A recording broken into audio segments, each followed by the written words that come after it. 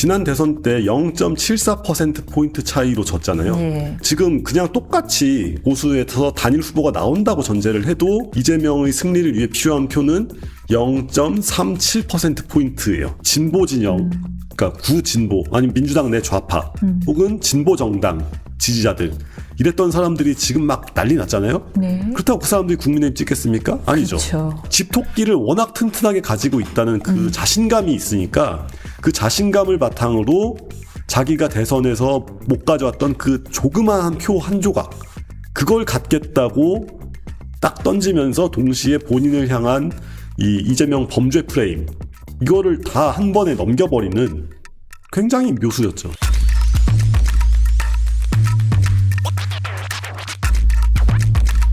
보수 입장에서는 괴멸로 갈 수밖에 없다. 이 상태로 가서 인용이 될 경우에는 회복할 수 없는 피해를 입을 것이다 라고 했는데, 지금 이미 그렇게 돼서 회복할 수 없는 피해가 오고 있는 와중에 이재명 대표가 딱 그 틈을 차버렸단 말이에요. 예, 그렇죠. 예. 중도 보수 표현이 바로 그것이라고 생각을 합니다. 그동안 이재명 대표가 계속 우클릭인지 회전 교차로인지 많이 돌았어요. 52시간 25만 원 갔다가 돌아오고 했는데, 요 중도 보수 표현만은 상당히 큰 반향을 얻고 있습니다. 왜 그런 걸까요? 약간 굳히기 같은 거라고 생각을 하거든요. 예. 지난 대선 때 0.74%포인트 차이로 졌잖아요. 예. 그러니까 이재명, 지금 그냥 똑같이 보수에서 단일 후보가 나온다고 전제를 해도 이재명의 승리를 위해 필요한 표는 0.37%포인트예요. 그거만 더 가져오면 이겨요. 네. 한 표 차이로라도 이길 수 있고, 예. 대한민국 헌법에 그러네요. 예. 어떻게 되어 있냐면은, 만약에 이 대통령 선거에 대해서 규정이 있으니까 헌법에 한 자리 숫자까지 표가 똑같으면은, 그때 제가 지금 공부한 지 꽤 돼서 모르겠지만 아마 국회인가 그쪽으로 이제 결정권이 넘어갈 거예요. 맞습니다. 아, 변호사님. 예, 그렇죠. 저도 가끔 예. 까먹어요. 예. 그러니까 예. 표가 딱 한 장만 많아도 되고, 딱 한 장만 많지 않고 정말 동수가 되더라도 과반수를 점하고 있는 더불어민주당은 여당이 될 수밖에 없는 그런 구도란 말이에요. 그러면은 중도 보수 얘기에서 대체로 이게 뭔 얘기를 하려고 했던 거냐, 이제 그림이 명확해졌는데, 상속세 관련해가지고 부부는 뭐 이렇게 해서 18억까지는 상속세를 이렇게 줄여주겠다 이런 얘기 했잖아요. 그게 뭐냐면은 더불어민주당이 공제 범위를 넓혀주겠다라는 거죠. 더불어민주당이 호남과 마용성, 마포, 용산, 성동구 그쪽에 살고 있는 고학력 중산층의 연합체란 말이에요. 그 지지층이라는 게. 거기서 호남은 이제 절대로 국힘을 찍을 수 없다는 그 정서가 굉장히 강하니까 그쪽은 그렇다 치고, 마용성에서 지난 정권 당시에 너무 부동산을 폭등시켜 놓으니까 그 효과가 첫째로는 청년층의 이탈, 특히 저같이 이제 남자, 빨리 장가 가서 결혼하고 이게 집 사서 마누라 놓고 마누라랑 같이 오손도손 살고 싶다, 이러는 꿈이 다 박살났잖아요, 청년들의. 집을 못 사니까. 예. 그 원한표가 이탈을 크게 했고, 두 번째로는 원한표. 예. 집을 가지고 있는데 그렇게 부자는 또 아니에요.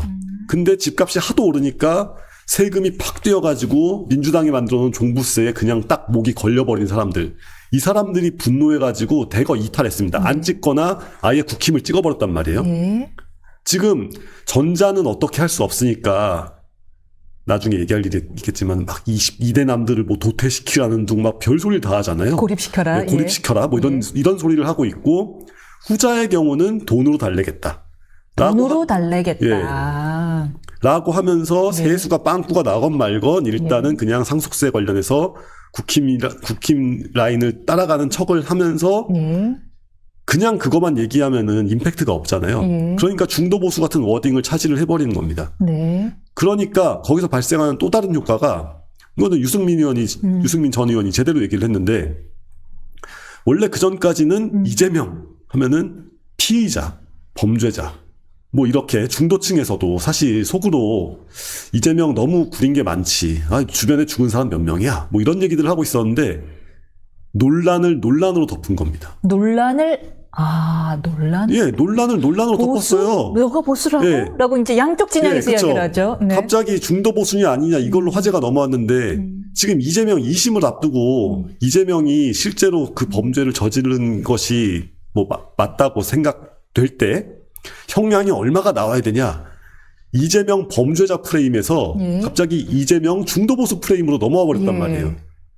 완전 꽃놀이패를 던진 거죠. 완전 꽃놀이패다. 이걸로 예. 유효하다고 보시는 거네요, 선거에서. 굉장히 센 그거였고 여기서 지금 막 그 진보 진영, 그러니까 구진보 아니면 민주당 내 좌파 혹은 진보 정당 지지자들 이랬던 사람들이 지금 막 난리 났잖아요. 네. 그렇다고 그 사람들이 국민의힘 찍겠습니까? 아니죠. 그렇죠. 네. 그러니까 집토끼를 워낙 튼튼하게 가지고 있다는 그 자신감이 있으니까 그 자신감을 바탕으로 자기가 대선에서 못 가져왔던 그 조그마한 표 한 조각 그걸 갖겠다고 딱 던지면서 동시에 본인을 향한 이 이재명 범죄 프레임 이거를 다 한 번에 넘겨버리는 굉장히 묘수였죠.